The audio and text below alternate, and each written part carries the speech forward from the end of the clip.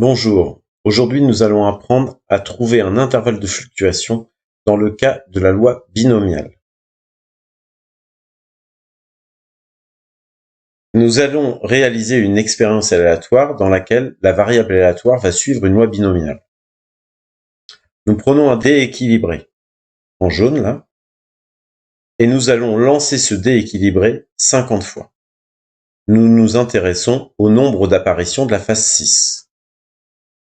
À gauche, j'ai simulé 50 lancers de ce dé. Nous voyons ici que la phase 6 est apparue 7 fois. Je recommence, une nouvelle série de 50 lancers. Il y a 9 apparitions de la phase 6. Là, il y en a 6, 8, voilà. Je continue. Je fais plusieurs séries de 50 lancers à la suite. Et j'observe à chaque fois le nombre d'apparitions de la phase 6. Je me rends compte qu'il est très rare d'obtenir un nombre d'apparitions qui soit égal à 0, 1 ou 2. Et il paraît aussi très rare d'obtenir un nombre d'apparitions qui soit plus grand que 20 ou 25. La variable aléatoire x, qui donne le nombre d'apparitions de la phase 6, ne varie pas n'importe comment. Elle suit en fait une loi binomiale. En effet, lancer un dé équilibré et regarder si on obtient la phase 6, c'est une expérience de Bernoulli qui n'a que 2 issues, obtenir la phase 6 ou ne pas l'obtenir. Et le paramètre de cette expérience de Bernoulli, c'est-à-dire la probabilité de succès, c'est 1/6. C'est 1/6 parce que le dé est équilibré et qu'on a autant de chances de tomber sur chacune des 6 faces. Cette expérience de Bernoulli, nous la renouvelons 50 fois. X, la variable aléatoire donnant le nombre d'apparitions de la phase 6, suit donc une loi binomiale de paramètres 50, 1/6. C'est-à-dire que le n est égal à 50 et le p est égal à 1/6. Par ailleurs, j'ai en ma possession 2 dés, un dé vert et un dé bleu. Je ne sais pas si ces dés sont équilibrés.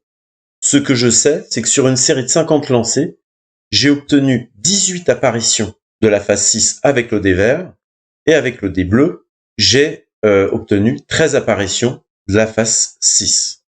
Toujours sur 50 lancés. 18 et 13 paraissent des valeurs assez élevées par rapport à ce qu'on a observé avec le dé équilibré. Peut-on rejeter ou non l'hypothèse que le dé vert et le dé bleu soient équilibrés? Eh bien, c'est à cette question que l'on devra répondre. Pour cela, revenons au dé jaune, le dé équilibré, et regardons plus précisément comment fonctionne la loi binomiale. Comme nous l'avons dit, on lance 50 fois un dé équilibré, et le nombre d'apparitions de la phase 6 suit la loi binomiale B50 1/6. Alors, ci-dessous, donc, on a rassemblé les probabilités de chaque nombre possible d'apparition de la phase 6. Cette phase 6, elle peut apparaître entre 0 et 50 fois. On voit sur le diagramme en bâton qu'on a quand même plus de chances d'obtenir entre, on va dire, 2 et 14 ou 16 apparitions de la phase 6, et qu'il est très rare d'obtenir un nombre d'apparitions supérieur à 20, comme on l'a observé un peu sur les quelques cas sur les quelques séries de 50 lancers que j'ai effectuées tout à l'heure, et on a aussi un très faible risque d'obtenir seulement 0 ou une apparition. Ce que l'on aimerait trouver, nous, c'est un intervalle centré dans lequel on aurait 95% de chances de tomber. Donc on aimerait trouver un intervalle ici, dans lequel on aurait 95% de chances de tomber, 95%, c'est-à-dire qu'on aurait une probabilité égale à 0,95 de tomber à l'intérieur de cet intervalle, et si cet intervalle est centré, ça veut dire que il reste 5% à répartir de chaque côté de cet intervalle, c'est-à-dire 2,5% à gauche et 2,5% à droite. Comme ceci. Pour trouver cet intervalle, nous avons besoin de dresser le tableau des probabilités cumulées. Le voici. Nous recherchons donc un intervalle dans lequel le nombre d'apparitions a 95% de chances de tomber. Ce que nous recherchons, en fait, ça s'appelle un intervalle de fluctuation au seuil de 0,95. Nous voulons donc une marge d'erreur de 5%. Cette marge d'erreur, on la note alpha, donc alpha égale 5% égale 0,05. Dans un autre exercice, cette marge d'erreur peut être égale à 10% ou à 1%. Si nous prenons une marge d'erreur de 5% et que l'intervalle est centré, nous devons retirer 2,5% des valeurs à gauche et 2,5% des valeurs à droite. 2,5% étant la moitié de alpha, la moitié de la marge d'erreur. Recherchons tout d'abord la valeur de la borne inférieure de l'intervalle de fluctuation. Revenons au diagramme en bâton. La borne inférieure se situe ici. Nous allons rechercher le plus petit nombre k, tel que la probabilité que x soit inférieur à k soit d'au moins 0,025, c'est-à-dire d'au moins 2,5%. Je cherche donc quel est le plus petit nombre d'apparitions A, tel que P de x soit inférieur ou égal à A, soit supérieur à 0,025. Pour trouver la valeur de A, je dois me servir du tableau des probabilités cumulées. A va se trouver dans cette colonne-là. Je veux que la probabilité que x soit inférieur ou égal à A dépasse 0,025. Si A vaut 0, regardez, je ne dépasse pas 0,025. Si A vaut 1, non plus. Si A vaut 2, non plus. Si A vaut 3, je me rapproche du 0,025, mais je ne l'ai pas dépassé. Par contre, à partir de A égale 4, je dépasse 0,025. Je peux voir également que si A vaut 5, j'ai dépassé 0,025. Pareil pour 6 et pour 7. Mais moi, je veux le plus petit entier, tel que la probabilité que x soit inférieur à cet entier dépasse 0,025. Ici, c'est 4 qui m'intéresse. Je retiens la valeur 4, et 4 sera la borne inférieure de mon intervalle de fluctuation. Donc, la réponse à la première question, c'est 4. Voilà.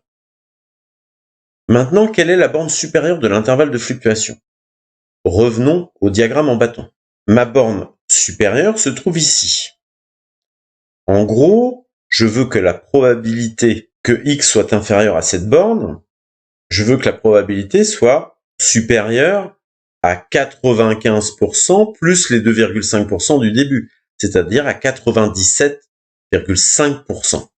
Si je ne l'exprime pas en pourcentage, je veux donc trouver le nombre P ici, tel que la probabilité que x soit inférieur ou égal à B.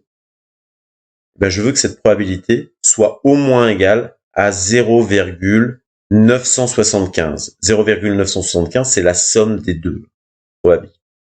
Nous avons donc la question qui est ici. Quel est le plus petit nombre d'apparitions B tel que P de x inférieur ou égal à B soit supérieur à 1 moins les 0,025, c'est-à-dire 1 moins les 2,5% qu'on retire à droite, c'est-à-dire 0,975. Donc, je vais reprendre mon tableau des effectifs cumulés, ici, et je vais regarder dans la colonne qui est ici, à partir de quel moment je trouve une valeur supérieure ou égale à 0,975. Alors, quand je suis à 10, je suis à 0,79. Quand B vaut 11, 0,88. Quand B vaut 12, 0,93. Quand B vaut 13, 0,96. Je me rapproche de 0,975. Et quand j'arrive à 14, je suis à 0,986. Je vais zoomer pour vous montrer. Vous voyez, ici, quand la probabilité que x soit inférieur à 14 est égale à 0,986, c'est-à-dire c'est une probabilité qui est supérieure à 0,975. Pour les autres valeurs suivantes, j'ai aussi une probabilité cumulée qui dépasse 0,975, mais moi je cherche la plus petite valeur entière, telle que la probabilité que x soit inférieur à cette valeur entière dépasse 0,975. La valeur que je vais retenir, c'est le 14. Donc, la borne supérieure de mon intervalle sera 14. 14, c'est la réponse à la deuxième question.